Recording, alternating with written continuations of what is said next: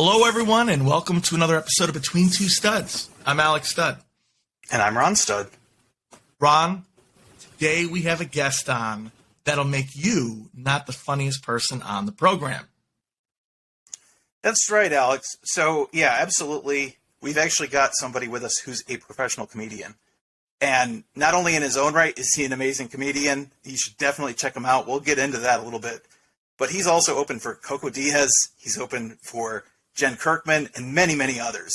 So I'm really excited to have him. So Senneca Stone, welcome to Between Two Studs. Thanks for having me on, guys. Thanks for having me on, Ron and Alex. Oh, you're most welcome. Hopefully I'll be funny enough for that intro. We'll see what you guys think. Hey, end of the day with this show, you're not on the clock, you're not doing your job, you're just here to be you. So you don't even have to worry about entertaining us. Good. But I see you pouring a drink. Seems like you're familiar with the format of the show, which is good. I was informed Ron that it was a format. Ron and I always start the show off with celebrating Malort.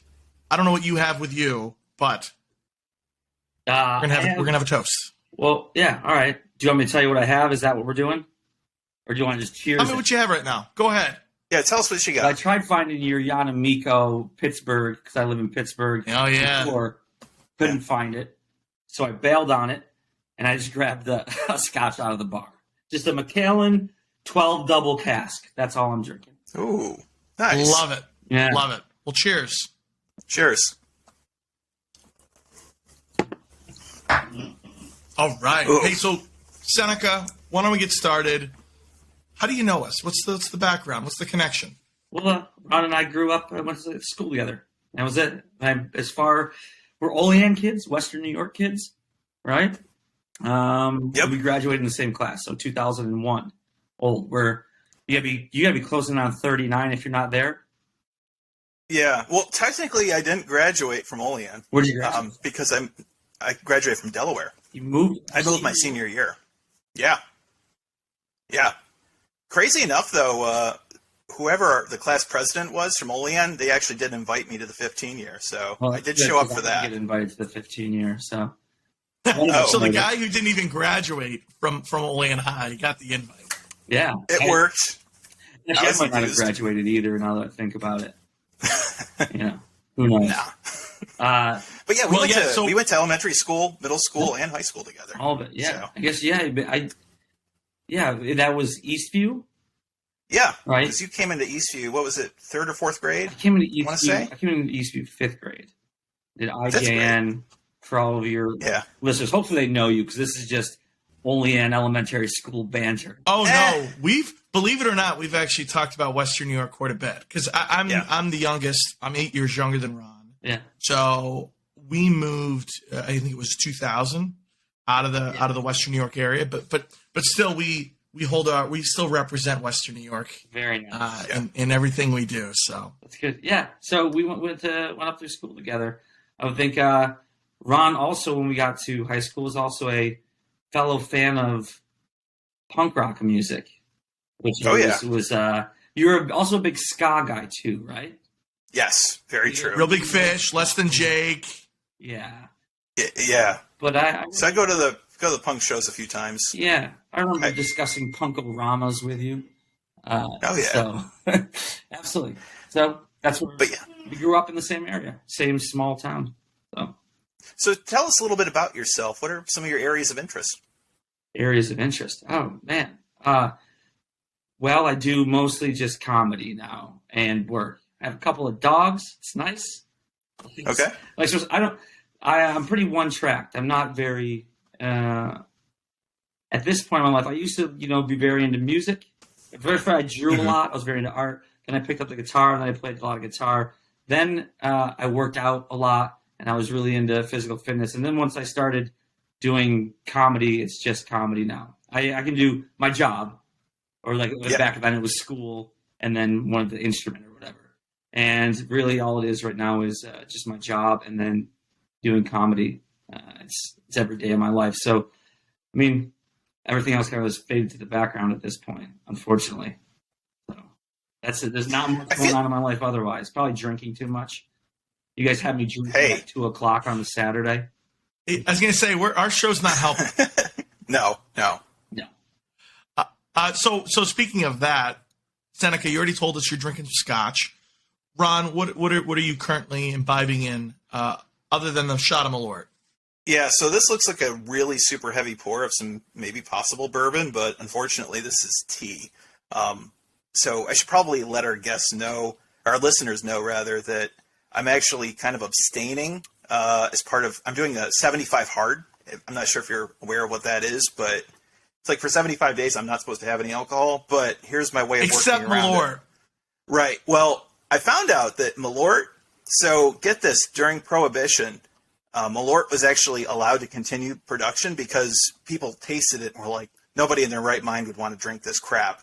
So they basically flagged it as medicinal, and it was allowed during Prohibition. So if our government would have allowed it, I'm going to go in on that. But good enough for me. What about you, Alex? You know what? I'm joining Senneca in the Scotch world. I'm drinking some Glenfiddich 14. Oh, so, nice. Yeah. Excellent. I just got a Macallan 25 as a present. Oh, wow. Last year. Yeah. And it's one of those bottles where I don't know what to, I'm so afraid, right, to lose any of it. So, because it's strictly, you know, like someone getting married, someone has a kid, somebody graduated. It's the let me bring out the good stuff bottle. Right. But, you know, it's like, that's few and far between. So I'm very concerned with how to make sure that I don't lose any of it, you know, in the time between. So I've been reading up a lot of different subreddits about how to maintain the integrity of it as it gets to a certain point, and inert gas, and then transferring it into smaller glass bottles, because, you know, when you waste, well, no one wasted it, but when the person purchased it for me, you don't want to let that one go. So. No, that's definitely a huge problem, because I know I've been in the same boat where you have a really, really good bottle. You don't want it to go to waste, but you're kind of also like obligated once you open it to be like, all right, well, we kind of have to move this along, because, the longer you let it oxidize, that can cause issues with it. Yeah. So that's where I also have an infinity bottle that I'll sometimes put stuff, but for the really, really high-end stuff, it's difficult to even be like, let's just throw that into the mixer, because you're not going to do that for 25. Like, my goodness, that's somebody somewhere would be rolling in their graves over you doing that. Yeah, exactly. So it's a tricky alcoholics thing to navigate for sure. Like, you know, for sure. Speaking of valuables, possessions that are meaningful, one of the questions we always ask our guests, Senneca, we like to say, pick a piece of art, and art can be literally anything. People have picked literature. People have picked music. It can be anything, right? That sort of speaks to you, maybe represents you in some way, shape, or form. Tell us about it. Man, well, I guess I didn't think too much about. I did think before I was talking to my wife. I said, "Oh, I got these questions I have to look at real quick," and that was on there. And I was like, "Do you have any suggestions for me?" And she said, "What about Buckowski?" And I was like, "Don't tell anybody we like Buckowski. That's when they're not allowed to anymore." So, because I like some signed Buckowski pressers that are pretty cool. But that's awesome. So I don't even know, like, because I love Ham on Rye. And Post Office is actually one of my favorite books. And when I lived in Boston, there was this dive bar, and it was called Buckowski's. Yeah. And I loved it. Is Buckowski been, I don't mean to be controversial, but has Buckowski been canceled a little bit? I mean, I think when you look back, I mean, I guess everybody's canceled. I mean, they'll cancel John Wayne, right? Doesn't matter. But I mean, if you look back on what he did, I mean, it was half the time just beating women and being a drunk and being a bad person. So I think that, like, in regards to, like, he was a pretty terrible guy. And he stood for a lot of different things in, you know, kind of the gutter of society. And now we're like, well, that's no good. So you're not allowed to say Buckowski. So a little bit, yes. But what she meant to say is, because I didn't mean Buckowski, and this is the reason I was originally downstairs in the bar. She was like, why don't you tell him this drawing that I have that was done by Daniel Johnston.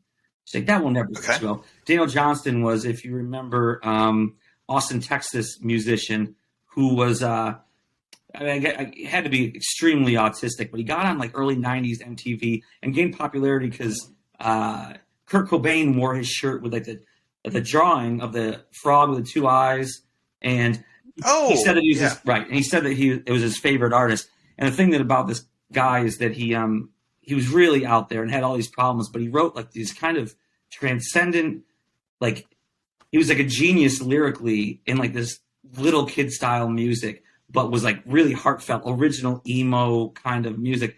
But he also this whole time but he thought he was like going to be this huge guy. There's a great compilation of like Back in Bright Eyes doing covers of his songs because the lyrics are so deep. But this whole time he just wanted to be a cartoon, an artist. He just wanted to be comics, right? So he didn't know what a genius he was lyrically, and some of his lyrics are amazing. But he wanted to be a comic book drawer. And so I have an original Daniel Johnston that was on the back of somebody's Ohio Valley technical college acceptance letter. And it's a drawing of the Venus de Milo, just like cut off limbs and just a cartoon hand reaching out to grab the breast.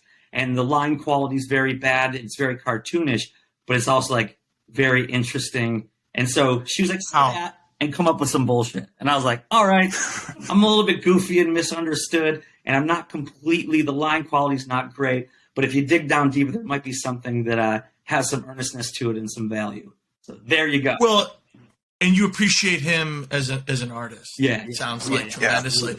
Do you mind, and you can cut this out, Ron, but send us that picture of it, because then what we'll do is we'll add it to the yeah, for sure, episode for our listeners to check out. Yeah, no problem. Yeah. Thank you. So you made it through our Ember round. Congratulations. Thank you. And don't worry, here we go.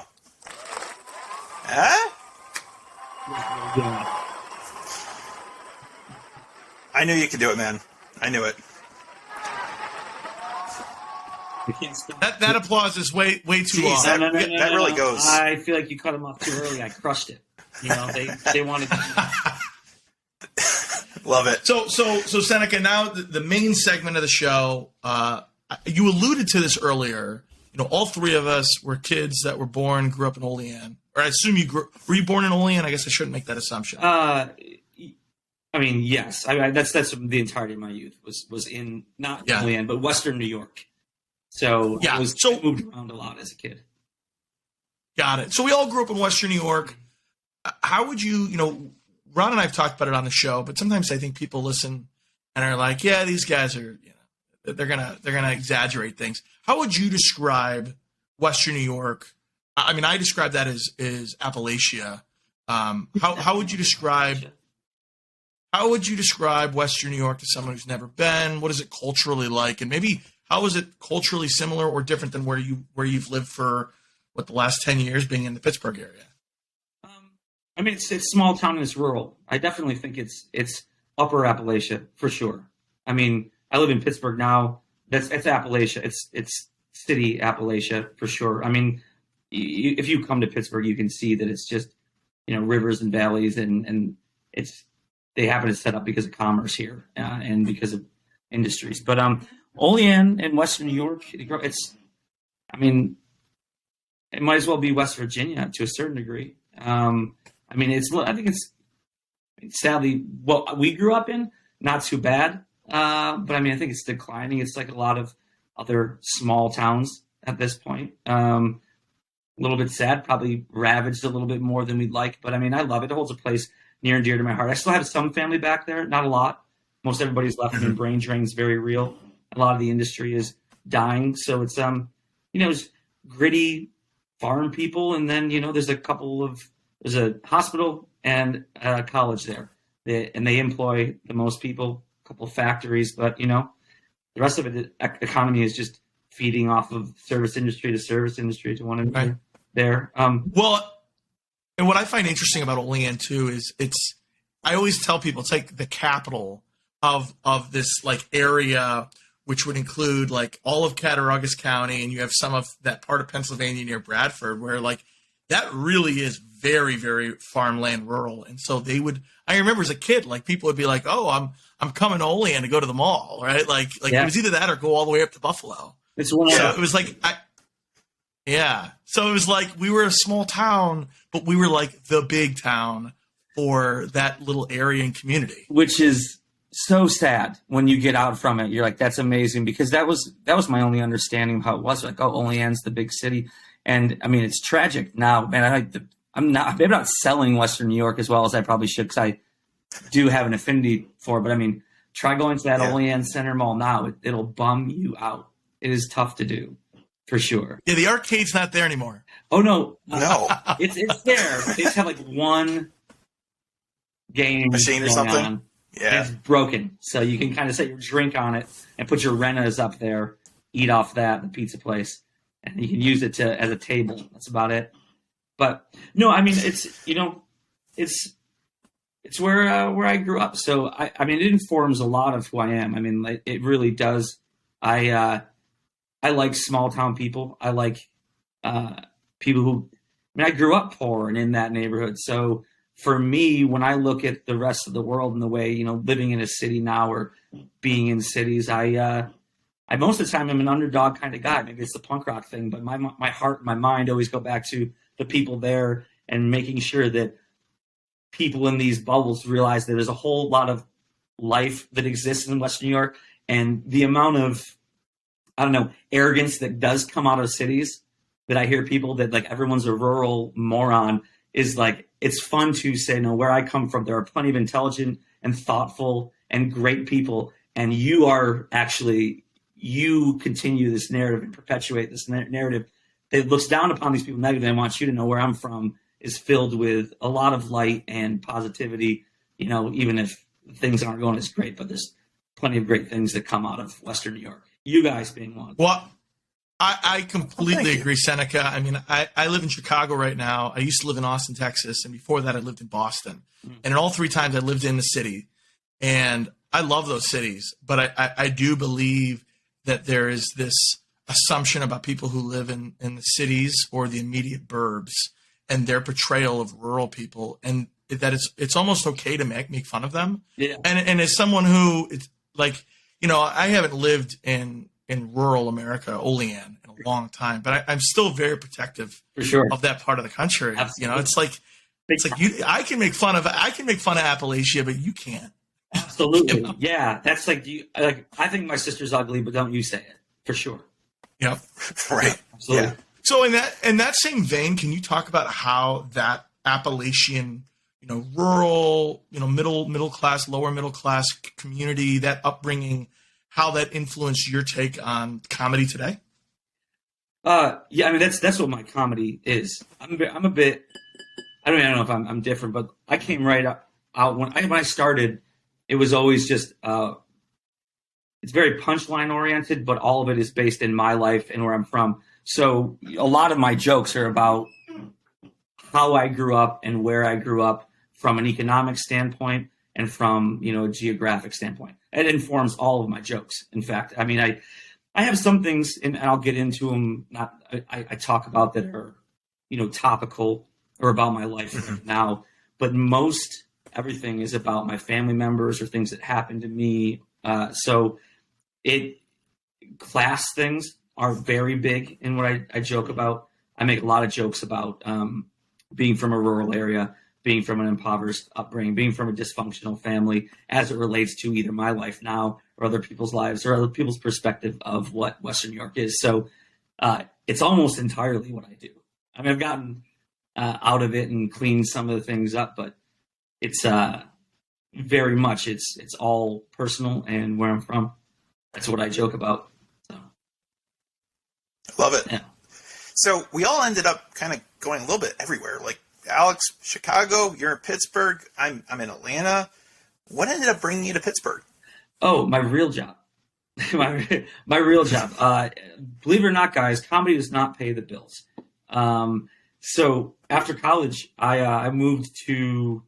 I was basically a traveling salesman-ish type of person. I traveled different areas for periods of time and worked on projects, and I ended up having a place in Ithaca, New York, for a while with some people that you may remember, Lindsay Glover and Luda Petro.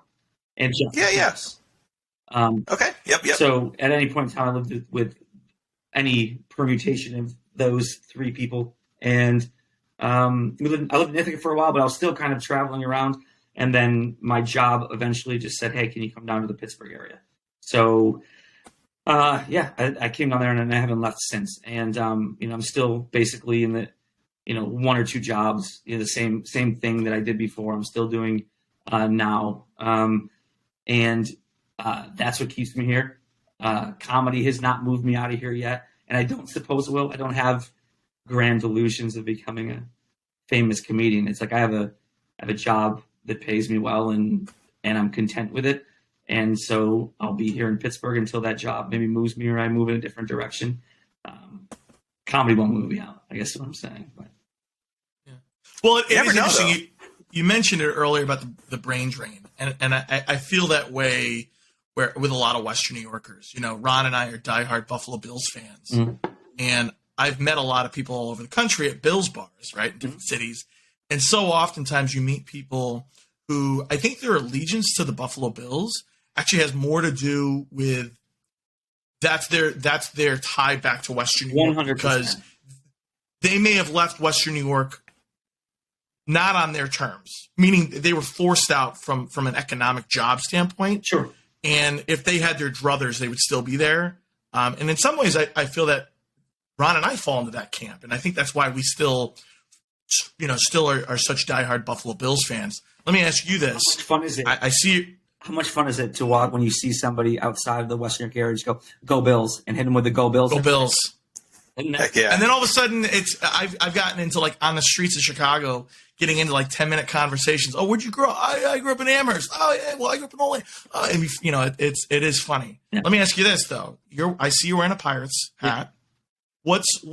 What's sort of have you jumped ship to all Pittsburgh teams? Are you still sort of like, hey, I like the baseball team because Buffalo doesn't have an MLB team? What's your story? Well, my story, as far as the Pirates, I mean, the only thing I know about baseball in Western New York is that if you're a Yankees fan, I hate your guts. Yeah. Western New York is not New York City. So this goes back to it again. You're closer to three Major League Baseball teams: the Blue Jays, the Indians, and the Buccos. So if you like the Yankees and like, I don't care, maybe your grandfather liked them because he was a front runner too. I don't give a shit.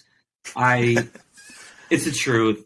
Whatever. By the way, everything you're saying about the Yankees, Ron and I totally agree with you on. So yeah, I love absolutely. It's so if you're a Yankees fan, it's because you like championships and you're lazy. There's teams that are closer that you can support. They're more close to your community that you can support. So I think that's the team you should be. I'm in Pittsburgh and I've had season tickets there when that stretch that was good. That's when I first moved. I had tickets. Mm-hmm. So I love the Buccos as far as baseball goes. As far as football, I mean, I'm a diehard Bonnie's fan. St. Bonaventure Bonnies through and through. Yeah. I mean, I travel to every game I can to go see them with my friends who also, graduated there. So big. Well, and fortunately for you, that they play at Duquesne most years, so I'm sure you can see them. Yeah. I always see them. I mean, but I'll travel a decent amount. Like I'll travel some distance to go see them play. Well, on a personal note, Seneca, I'm actually really excited because now that Loyola of Chicago has joined the A10, yes, they have. I'm 2 blocks from Loyola. Oh, so if you make the trip out, let me know. We could absolutely hook up and go cheer the Bonnies on together. Absolutely. That'd be great.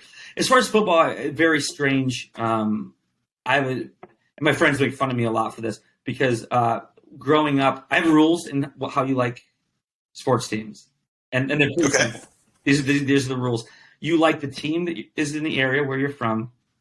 And the only exception you get is if your father or your mother, liked a different team for their reason. Then you're allowed to like the team that your father or your mother likes. Other than that, you're a scumbag if you like anybody besides the local team. So growing up, my stepfather was a big Steelers fan. But I was in Western New York. So I was one of those kids that I had a Bills blanket on my bed and wore, like a Steelers shirt in my 4th grade picture. You know what I mean? I have Barry Foster jerseys. Even through college, I would watch one team and listen to the other on the radio. And then once you could watch both games, I always watched both games every week. So it's strange because I always was a very big supporter of the Steelers. and the Bills. Living in Pittsburgh has made me like the Steelers less. Being away from Western New York, kind of like that pride of where I'm from, it still is that it has made it stronger with the Bills, and it's been like that for a long time. But I don't want to be the guy who gives up on the team he really loved when he was little, the Steelers. But living in Pittsburgh has made me like them less. Being away from Western New York's made me like the Bills more. So if I had my druthers, in which I do, I watch the Bills, more of the Bills than the Steelers.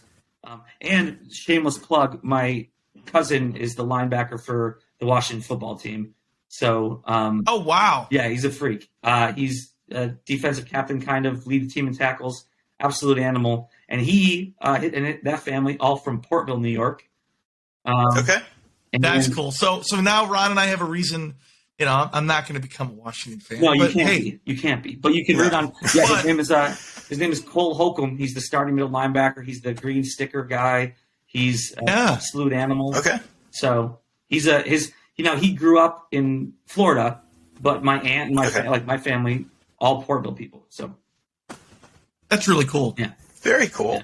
Hey, so we're talking about Pittsburgh. You're talking about how you've become less of a Steelers fan, probably dealing with Pittsburgh people all the time. And what an incredible organization, right? To have so few coaches that have won so many Super Bowls. Yeah, and it's one quarterback who's definitely a sexual assault guy.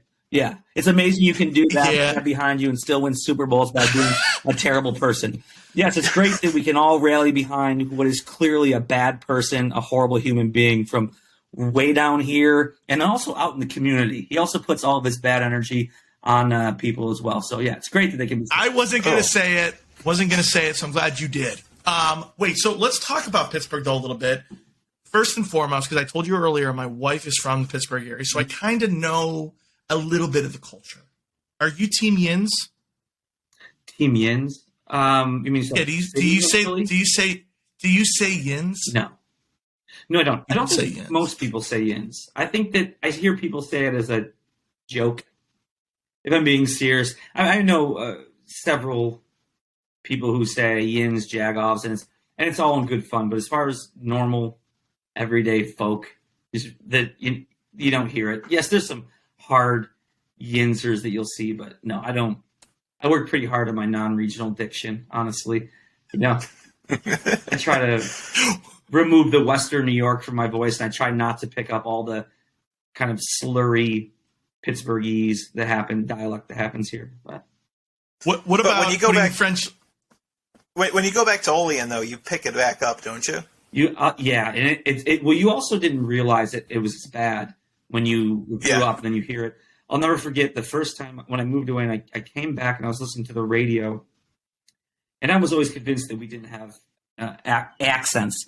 I was always confused we didn't have accents. But I remember listening to the radio, and they said, "Sure fine pork loins, $1.99 at the parking shop." And I was like, "Whoa! Is that Minnesota? Is that Canada? That's where you're from, Western New York." It's pretty ugly when you get back there. And my friends that still live back there, and you probably still have some too, it's pretty fun when we'll be having too many drinks and then it really comes out and it's abhorrent. I've had that happen with my wife where it's like we'll be visiting OLEAN and I'll get talking with some locals and all of a sudden she's like, "What just happened with your voice? Like your accent just," and it's like you just kind of fall back into it. It's really weird. Yeah, it is. Yeah. So I mean, I will certainly. I don't know. I've been around here long enough. I'll catch myself doing some Pittsburgh dialect and really hate myself for it. So one last question about Pittsburgh, because we love food on our show. We talk a lot about food. What are your thoughts on Primantis subs? Primantis sandwiches. Yeah. In fact, they don't say subs down here. They call them hoagies, and it infuriates. Okay, so it's hoagie there. Yeah, but my bad. And Primantis are just sandwiches. But I mean, it's whatever. The story's cool. The story's neat. You know, the guys who are out there and jam everything on top for one meal. The pre-COVID, the Primantis shop, the original one, was open really late. So after shows, we'd end up back there. Because it was one of the later places that you could still get food. Always get food. I mean, it's whatever. It's it's a chain. So there's a chain, just down the street from where I live. It's fine. Yeah, it's like I like a sandwich, and I'm a big sandwich guy, like in a serious way. I mean, I like food a lot, and I like sandwiches specifically. Big idiot for them. Yeah, it's cool. It's whatever. They have the local bread they use, and French fries on everything is. Well, I was going to ask you philosophically, how do you feel about? I mean, I've seen on the menu. I've never ordered it, but I've seen French fries on salads, right? Like, I mean, I've seen it all I'm not when I into visit. French fries personally. I'm not into potatoes personally. I think that they're overrated. You always got to accompany them with something with ketchup. They're putting French fries on another sandwich to make the French fries matter. It's dog shit. I believe that the biggest thing that Pittsburgh does, the unholy, they put ranch on everything, and that more than fries bothers me. You can go to a chicken wing joint, and they call them buffalo wings, which is how you know that they don't know what's going on. But you go to a chicken wing joint, like, we don't have blue cheese. I was like, well, get that. What are you doing?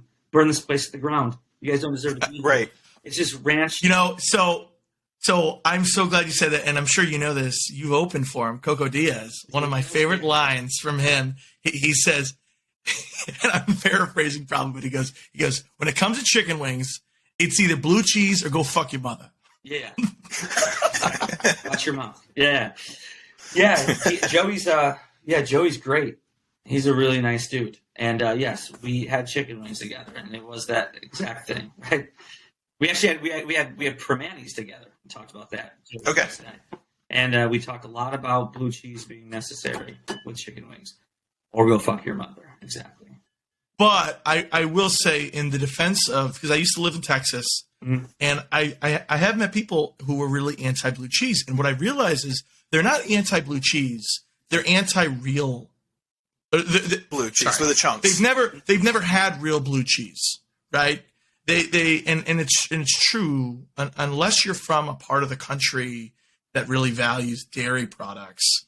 Right.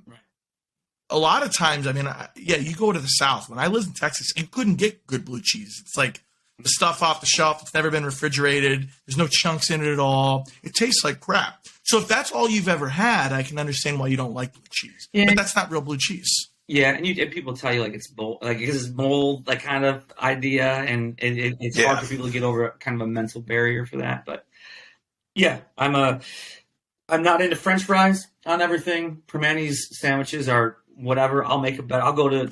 I know other sandwich shops that are better in Pittsburgh, and I don't agree with how much they'll drink ranch. I can't stand it. It bothers me. I get frustrated. Yeah. Love it. Hey, so what we're going to do is we're going to go to break right now. Sure. And when we come back, we're going to hit hard on some of your do's and don'ts of comedy. Love to dive in a little bit more about your career in that realm, and we'll go from there. Hey everyone, Ron here, and I want to take a quick moment to thank you for being a listener. But one thing I'd ask, if you're able to do so, we'd greatly appreciate it if you could give us a review of our podcast, subscribe to our YouTube channel, or join our Discord server. We'd greatly appreciate it. And we'll be posting a link to our Discord server in today's episode. Thank you so much. All right, we're back with Senneca Stone. Hey, so we were talking about comedy. Obviously, that's a big part of your life. What specifically drew you to that? I mean, were there specific comedians that got you excited? Were there shows that you attended maybe as a child that had a huge influence on you? Like, what's the story? Yeah, I have a lot of siblings. I didn't get a lot of attention. I think that's really all it was. I mean, genuinely. I think I was in third grade when I remember little moments in my life where I was like, ooh, like maybe I'm fast because I want to race, right? I remember in third grade one time, I don't know what I said, but I remember the feeling. I did something in third grade and made everyone laugh, and I was like, ooh, I like that. I'm not getting it at home. I better try this a lot more. So that came naturally. I could do some things that made people laugh. And so then you start surrounding yourself with other people who kind of make you laugh. And then you get interested in comedy. And I think that I had a stepfather who watched a lot of stand-up comedy on Comedy Central, like pure stand-up comedy on Comedy Central, because he was a pretty funny guy. And so, I remember liking the feeling of making people laugh and knowing that I needed attention because I was a freak. And, so you were a class clown growing up. I mean, it's not a derogatory statement. First off, Alex, class clown. Yeah, shame on you, Alex. Having having a good sense of humor is good. A class clown is a dipshit, so I hate that. But I mean, it's I was probably more clownish than not. Unfortunately, you have to learn how to be funny. Being a clown isn't necessarily funny; it's being an ass. But I was probably more of an ass. I was a little, for sure.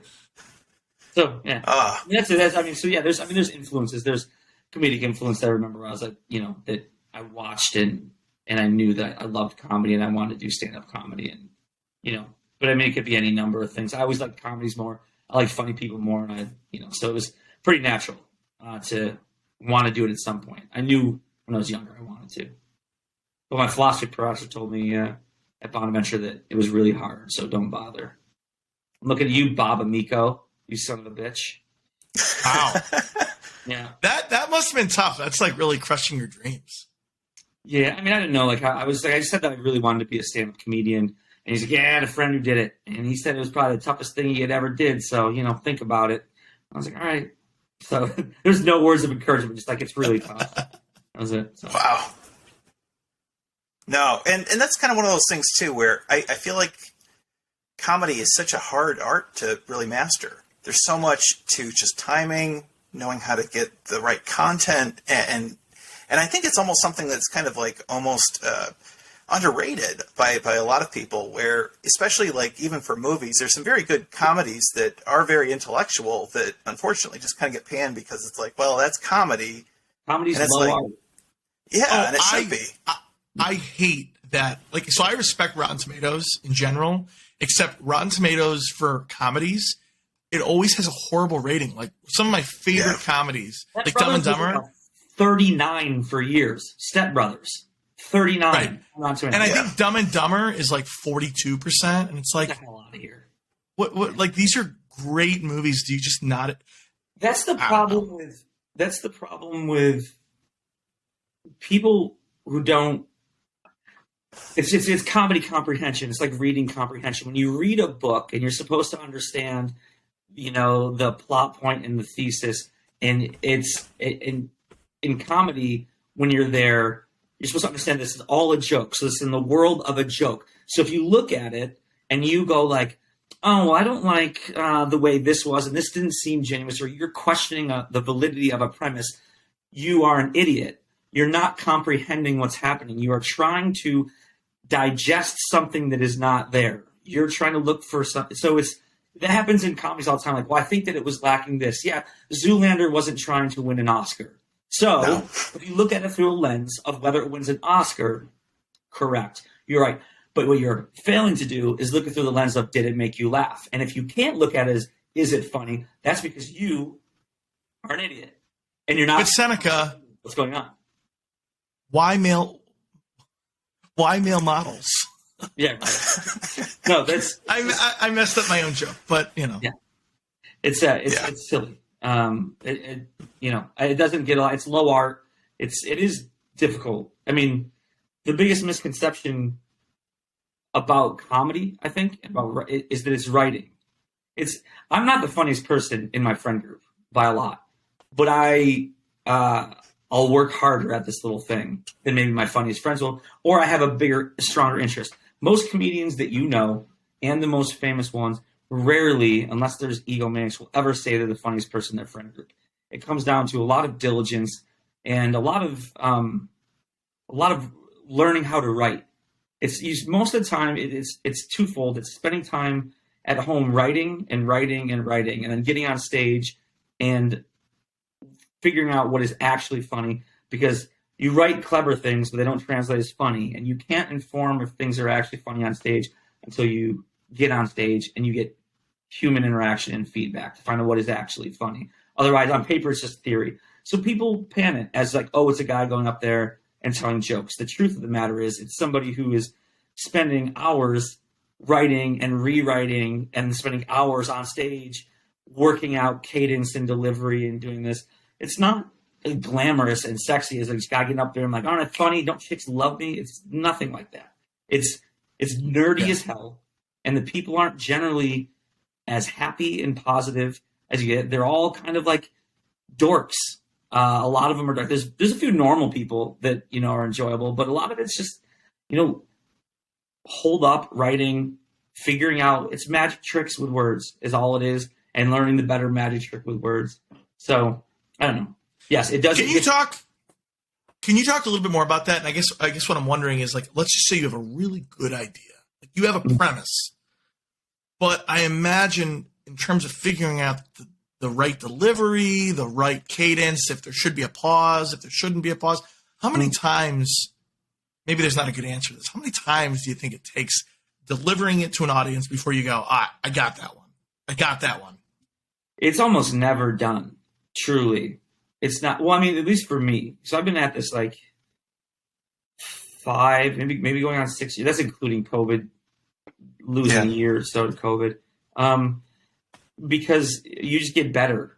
You learn things, you learn tricks, or you say something odd on stage and that changed it. So a lot of people, that's a hard question. Because my brain's going in too many spots.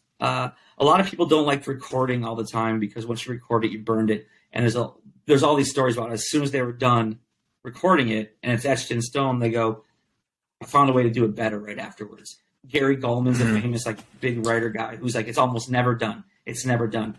What I've found is I'm doing jokes that I first started out that post-pandemic I've completely retooled, and it's better because I'm a more seasoned comic. I've learned things. I know what's funnier. I know better tricks with the audience. So it's almost never done is the quick answer. You can kind of get an idea of what should be done, but and sometimes you hit things right away and it kind of stays there, but you'll find things will change in the end. Well, I'm glad you brought up Gary Goldman. I saw him a few years ago in Dallas, and first of all, giant of a man, huge, very tall. But what impressed me a lot was, you listen to he'll still carry over a lot of his bits from 5-10 years ago, but he's modified them, and in some cases, unless you're listening very closely, it sounds like new material. Like he found a way to, and I'm sure that's the best comedians, right? You recycle this content, but you're constantly fine tuning it, almost like you're fine tuning. The joke comes from a different angle. The joke means something different all the time. It's funny how often people will come see me do comedy, and I'm such a tweaker, and I'm really into the mechanics of writing, how it goes, that that I'm constantly changing things and changing even order of things. So when people will see me at one point in time, they'll see me, 3 weeks later, and they'll say, oh, you didn't even, it was a little bit the same, but it was all different material. It was basically the same thing. I had just moved them around, and they just hear it differently, in different spaces, or in the way I delivered it, or a couple words, and the angle. They're laughing at a different reason than they were originally, but it's almost the same joke. It is a way to kind of stretch certain premises that are good, and you have a little bit more longevity out of it, for sure. Yeah.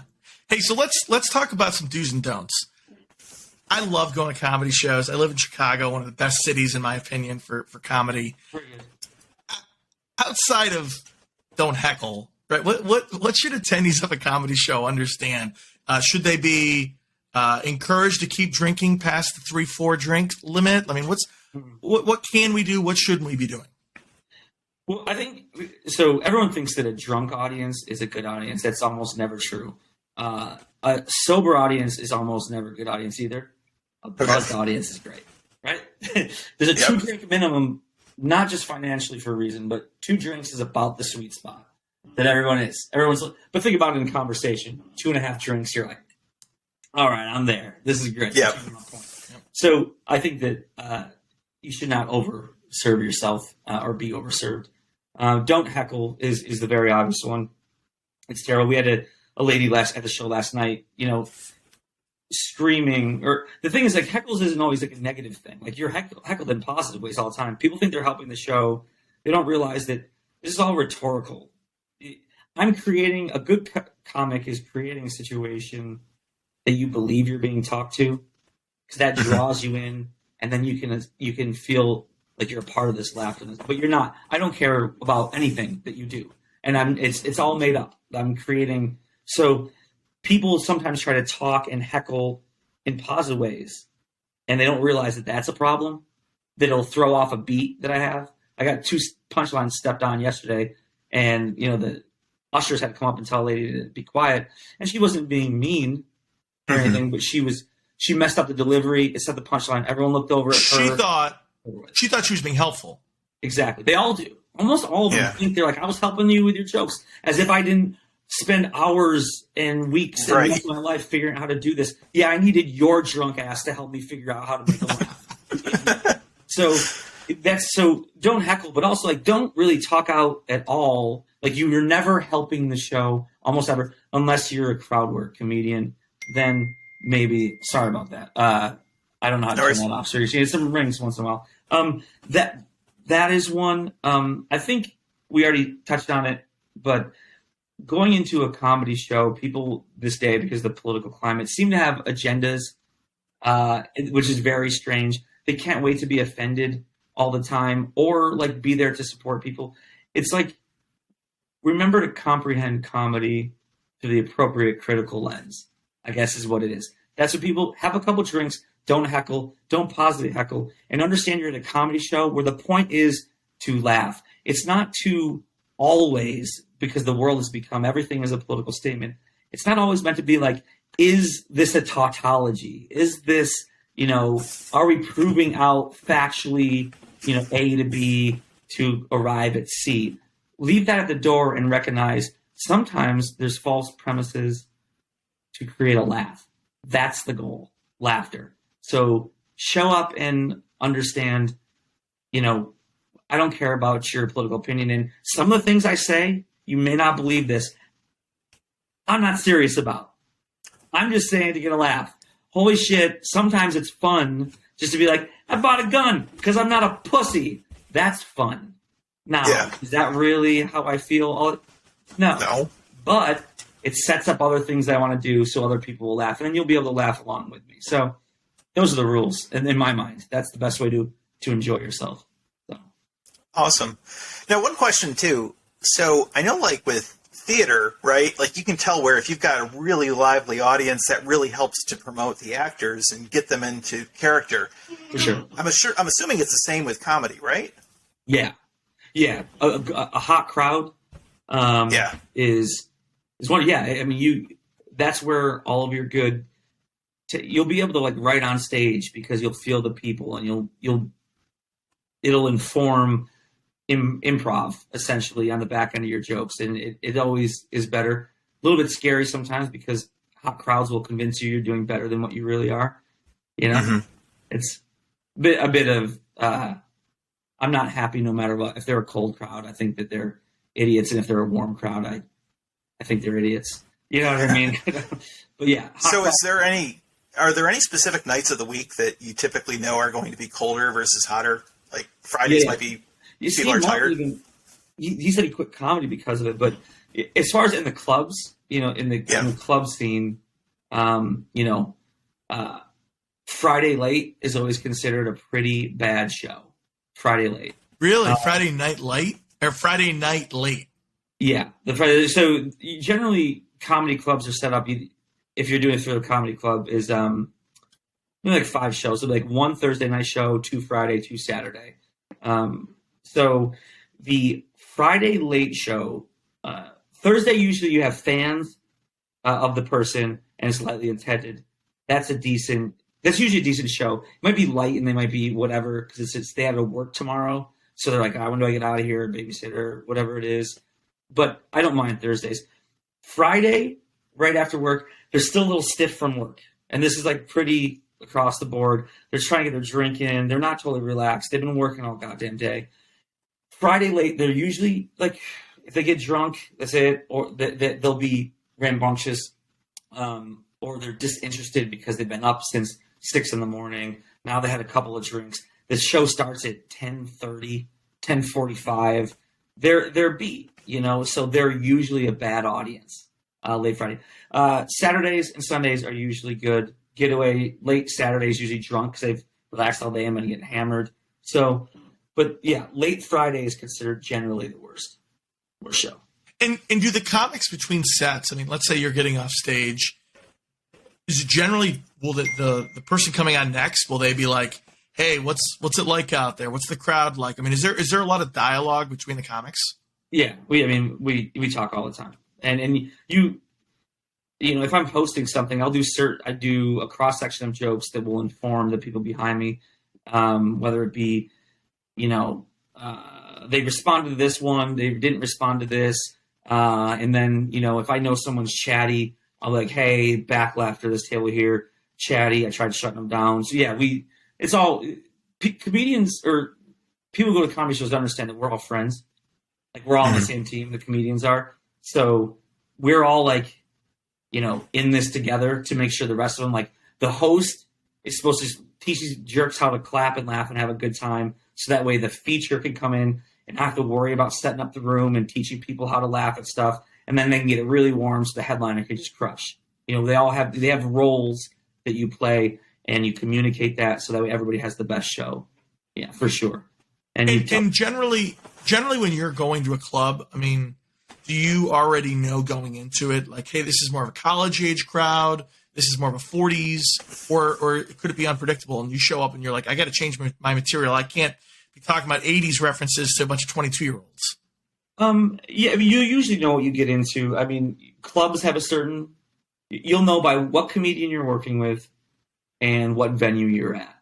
If I'm at a club and it's this comedian, I know that these type of people, this person has this type of fan, or she has these type of fans, you know, older and younger. So you don't always go in blind. And there are things where like a certain comedy or comedian doesn't sell real well. They'll do what's called papering a crowd, which is giving away free tickets or whatever. And so then, you know, if this person doesn't sell well in this market, they're going to pay for the room. You're going to get people who want free tickets. So they'll be disinterested or oftentimes old, you know. And so you know generally what audience you're going to get if you're a comedian who, if you're in the know, you know you're getting. If you're at a theater, you're going to get this. If you're at a black box, you're going to get more, for lack of a better term, woke people here. If you're at the university, you're going to have the college kids, you know. So, and you do slightly maybe change references. I think that I'm trying to get to a point in comedy where like I'm going to do what I do and you can come along with me. If you don't, whatever. You know, I try not to, when I first started, I tried to write jokes for each specific audience. And I still will do, if I'm in an area, like I'm in Pittsburgh, here's a Pittsburgh joke, here's a Buffalo joke, here's a Cleveland joke, here's a young kid joke when I was in college. I'll do one or two of those. But as far as my real set, I don't do much, I try not to do much kowtowing to their, you know, idiosyncrasies. I want to do what I want to do, and you can choose whether you want to laugh with me or not. So that makes sense, and I feel like that probably too is much more genuine, and I'm sure the audience kind of feels that too. Mm-hmm. So speaking of kind of audiences and going through a lot of different things, how has COVID changed comedy? I mean, besides taking it off the plate forever, and I was supposed to be at a club in Cincinnati last weekend. It was shut down for COVID, which is a bummer. I was in Toronto for a comedy festival, and I was on shows with several people. But one of the big ones, I was supposed to be on some shows with Mark Norman, and it was at a theater, and I was there for the Thursday shows, the Friday shows, Saturday shows, and Mark was supposed to come in and I was supposed to work with him on Sundays. COVID shut everything down in Canada. So just recently, I'm talking like 4 weeks ago. So all those shows got canceled. So how has it done that? Well, it's COVID has affected it in that shows get canceled. As far as in one of the venues in towns shut down again, it's made crowds are still good. They're happy to be back, but it is certainly made logistics of comedy tough. But comedians are so needy; they're finding new ways. I mean, Zoom sucked; those were terrible shows. I did a couple of those. I never want that to come back, but it's going to change. For at least right now, it's going to change how many shows you can do, and you're going to have to be creative. I've done a lot of outdoor shows because of COVID, and they're terrible. So it's made it worse from a viewing standpoint and worse from a feel standpoint. But once it goes away, we'll find everyone will come back. Crowds are. Why are outdoor comedy? Why is that not as good? There's like a science, as dumb as it sounds, to comedy and what makes people laugh. And COVID screwed that up, because if you look at the very best venues, and you'll know this next time you go to a venue, the best rooms have low ceilings and people jammed in to get together. And they're also spread out. If you think of a room in a long rectangle, your first inclination would be to put it at the far end with everybody filing back along the by the baseline, then long ways you file the people back, which is not the trick. When next time you look at a comedy club, you put the rectangle on its side, you would put them lengthwise, you put them in the middle there, and you allow the seats to cram in and around that spot, so it puts everyone closer. Everyone's closer. Laughter is 100% contagious. So if you're outside, laughs go in the air, and they go all over the place, and you can't hear them. Small, close into everybody, the laugh is right there. You can crush way better. So the rules used to be never during the day, because you want a dimly lit room, so you're the only focus and no one can be distracted by anything. So there's never during the day and never outside. I want a spotlight on me, everyone jammed in, very dark, small space. That's why. What about, I'm sure you've had to do shows where people are wearing masks. Is that difficult not to be able to see people's faces? Yeah, it's terrible. It's yes, I've done that, and it's hard. I mean, they'll still laugh for it, but there's something about that barrier in between that allows people that doesn't allow people to be as free as they want. For sure, they feel a little bit more closed off that way, and just the non-verbal or audible clues that I can pick up on whether someone's enjoying it. You can really get inside your head. If this person right there, you can't see that they're smiling, because some people just smile and they don't laugh. I mean, some people do that. I'm like, am I bombing for this person? And they're like, no, I enjoyed it. You just couldn't see me smile. So, yeah, it sucks. Yeah, I could definitely see that. I imagine, there's definitely jokes that'll be like getting a good smirk or a good, smile, but maybe you won't have that audible laugh. But yeah. And it's tough because I know some people are really big on use my eyebrows to communicate, but most people probably just naturally do. Oh, that was good. Yeah, hey, that was funny. Like, that doesn't help at all. It doesn't keep the momentum going. Yeah. When you need it. Yeah. When you need it, because I was bombing last night, kids. Let me tell you. I haven't bombed like that in a long time. 2 shows in a row. I saw on your Instagram you weren't being facetious. I was not being facetious. That was a epic bomb. I'll tell you. The one funny thing was there's a guy taking pictures there, and I wasn't panicking in any real way. It was funny because I was very confident in what I was doing. I knew I've done a lot of these jokes in my presentation. When I wasn't getting the response that I wanted, I wasn't freaking out. I was like, all right, I get it. Let's move on. I'll do that.